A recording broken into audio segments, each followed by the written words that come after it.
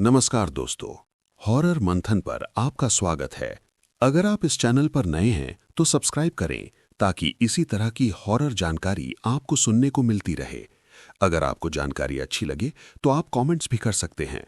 चलिए सुनते हैं आज की जानकारी है यक्षिणी क्या होती है, इसकी पूरी जानकारी। चेतावनी, ये जानकारी केवल ज्ञान और जागरूकता के लिए है। किसी भी तरह की तंत्र साधना करने की सलाह नहीं दी जाती। यक्षिणी क्या होती है? हिंदू तंत्र शास्त्र और प्राचीन ग्रंथों के अनुसार यक्षिणी एक रहस्यमयी और अलौकिक शक्ति मानी जाती है। यक्षिणी को धन की देवी कुबेर से जुड़ी शक्ति, गुप्त खजानों की रक्षक, तंत्र साधना में प्रयोग होने वाली एक शक्ति, कभी सुंदर स्त्री रूप में तो कभी भयानक रूप में बताया गया है। कहा जाता है कि यक्षिणी साधक को धन, आकर्षण शक्ति, सफलता, ऐश्वर्य, इच्छाओं की पूर्ति दे सकती है, लेकिन इसकी कीमत बहुत भारी हो सकती है। ओम। यक्षिणी साधना क्या होती है?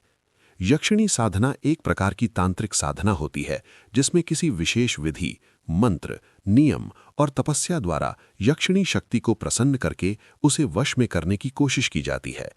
इस साधना का उद्देश्य होता है यक्षिणी को प्रकट करना, उसे अपना सेवक या सेविका बनाना, उससे मनचाहा काम करवाना, धन, ऐश्वर्य, आकर्षण या शक्ति पाना। ग्रंथों में 30 से ज्यादा प्रकार की यक्षिणियों का वर्णन मिलता है, जैसे कामाक्षी यक्षिणी, लक्ष्मी यक्षिणी, रत्नप्रभा यक्षिणी, मेधा यक्षिणी, चंद्रिका यक्षिणी आदि। यक्षिणी साधना कैसे की जाती है? कहा जाता है कि यह साधना शमशान, सुनसान जगह या एकांत कमरे में रात के समय विशेष मंत्रों के साथ 21, 41 या 108 दिन तक की जाती है।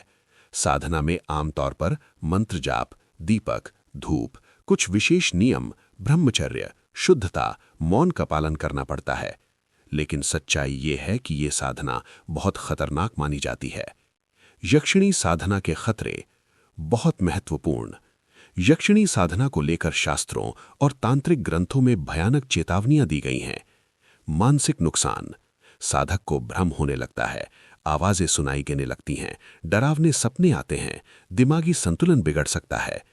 जीवन में अशांति, घर में क्लेश, बिना वजह डर, बीमारियां, अचानक नुकसान, रिश्तों का टूटना। आत्मा पर नकारात्मक प्रभाव, कहा जाता है कि अगर साधना गलत हो जाए तो नकारात्मक शक्तियां चिपक जाती हैं, व्यक्ति का स्वभाव बदल जाता है, गुस्सा, वासना, लालच बहुत बढ़ जाता है। जान का भी खतरा, तांत्रिक मान्यताओं में कई ऐसे किस्से मिलते हैं जहां साधना करने वाला पागल हो गया, कुछ लोगों की रहस्यमयी मौत तक हो गई या पूरी जिंदगी डर के साए में कट गई। मानसिक नुकसान, लोग यक्षिणी साधना क्यों करना चाहते हैं?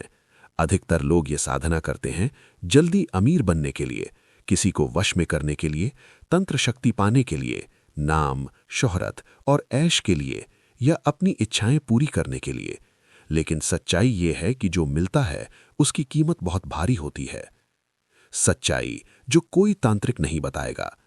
बहुत सारे ढोंगी बाबा, फर्जी तांत्रिक, यूट्यूब गुरु लोगों को बहकाकर पैसे ऐंठते हैं, नकली मंत्र देते हैं और डर का बिजनेस चलाते हैं। सच्चाई, क्या यक्षिणी साधना सच में सफल होती है? कोई वैज्ञानिक प्रमाण नहीं है। अधिकतर केस मानसिक भ्रम, डर और वहम के होते हैं। कई लोग बाद में पछताते हैं।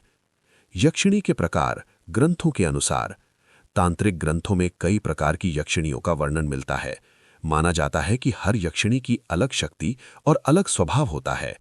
कुछ प्रसिद्ध यक्षिणियां हैं कामाक्षी यक्षिणी, आकर्षण और वशीकरण से जुड़ी, लक्ष्मी यक्षिणी, धन और वैभव से जुड़ी, मेधा यक्षिणी, बुद्धि और ज्ञान से जुड़ी, रत्नप्रभा यक्षिणी, रत्न और संपत्ति से जुड़ी, चंद्रिका यक्षिणी, सौंदर्य और प्रभाव से जुड़ी, शंखिनी यक्षिणी, रहस्यमयी और भयानक मानी जाती है।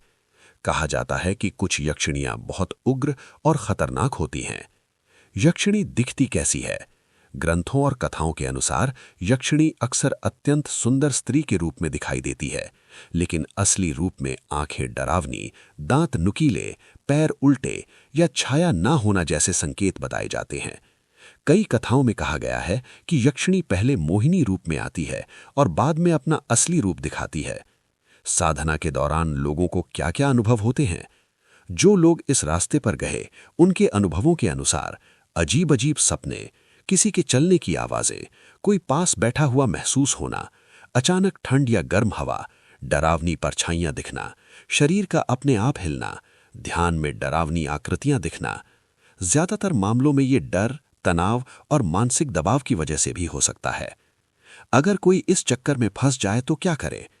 अगर कोई व्यक्ति डर महसूस कर रहा है, आवाजें सुनता है, बहुत घबराता है, नींद नहीं आती, वहम और चिंता में रहता है, तो उसे चाहिए किसी अच्छे डॉक्टर या मानसिक विशेषज्ञ से बात करे, परिवार से बात करे, अकेला न रहे, तांत्रिक बाबाओं से दूर रहे, मोबाइल या यूट्यूब के डरावने कंटेंट से दूरी बनाए। सच्चा और सुरक्षित आध्यात्मिक रास्ता क्या है? अगर सच में शांति, शक्ति और उन्नति चाहिए, तो भगवान की भक्ति, ध्यान और योग, अच्छा कर्म, सच्चाई और सेवा, यही सबसे सुरक्षित और असली रास्ता है। जहां शांति है, वहीं सच्ची शक्ति है। इसी तरह की जानकारी के लिए हमें अभी सब्सक्राइब करें। धन्यवाद।